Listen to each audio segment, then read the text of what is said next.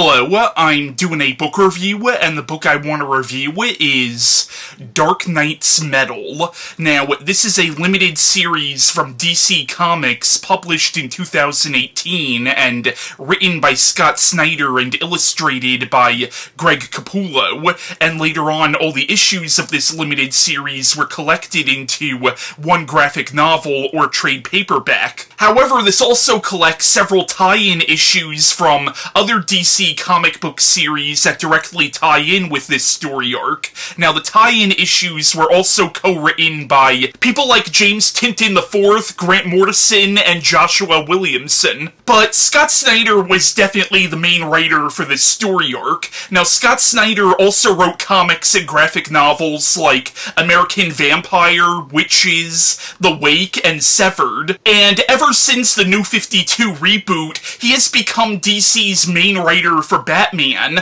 but even prior to New 52, he wrote an excellent Batman story arc called The Black Mirror. Now, even though this story technically focuses on most of the main DC characters, Batman is definitely the main focus of this story, which is why I decided to review this as part of my yearly series of Batman reviews. Now, this is supposed to be like a major event in the DC universe. Like, a lot of DC comics leading up to this were sort of building up to this event, and a lot of DC comics published after this are sort of dealing with the consequences of what happens at the end of this story arc. Now, I've said many times before that I love Superman, I love Batman, but whenever I read a Superman or a Batman comic, or any comic published by DC that's supposed to be set in the main continuity, I tend to just read that comic as a standalone story, because I'm not really a follower of the main DC continuity. Frankly, I find the continuity of the mainstream DC universe to be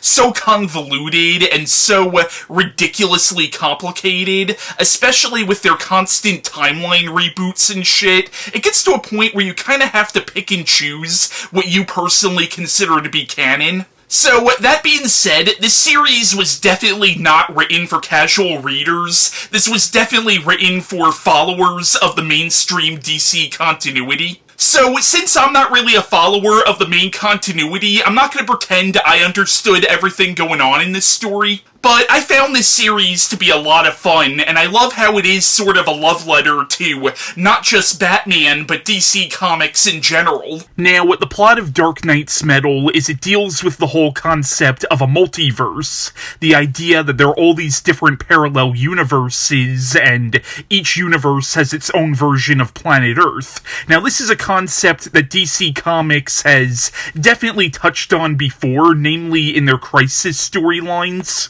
But the idea here is that within the multiverse, there exists a dark multiverse, and there's this interdimensional demon called Barbatos who wants to plunge the multiverse into darkness, and he's specifically targeting Batman. So Barbatos ends up trapping Batman in another dimension, and he releases these evil versions of Batman from these different dimensions within the dark multiverse. So, Superman ventures off into the Dark Multiverse to save Batman, and Wonder Woman, Aquaman, Cyborg, Hawkgirl, and most of the major superheroes now have to try to stop Barbatos and these evil Batmen. Now, that's a very simplified version of the plot. There is a lot more going on in this story than just that, but I thought Metal was thoroughly entertaining, but it can be a little confusing, not just because there's so much continuity that you have to be familiar with, but there's also a lot of parts of the story where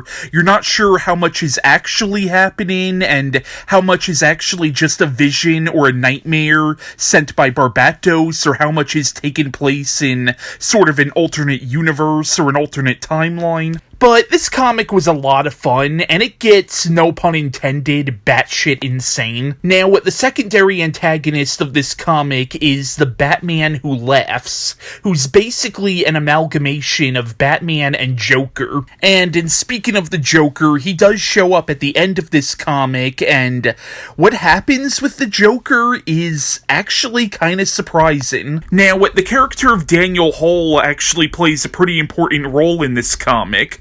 Now, he's a character who originated from Neil Gaiman's Sandman series. It's kind of hard to explain this character without giving away major spoilers about what happened in the Sandman. But basically, Daniel, he's the new Sandman. He's the new Dream of the Endless, taking the place of Morpheus. Of course, all that stuff that would probably only make sense if you've actually read the Sandman. Now, I've said a few times in my Sandman reviews that I kind of like to think of that series, even though I know it is technically connected to the DC universe, I kind of like to think of that series as being in its own timeline, mainly because of how convoluted the mainstream DC universe actually is. Although, since we are technically dealing with a multiverse, you can technically have different continuities sort of coexisting with each other, and perhaps the Dreamin' and the Endless are sort of unbound by the multiverse. And in speaking of other continuities, there's a certain point where different versions of Batman from other universes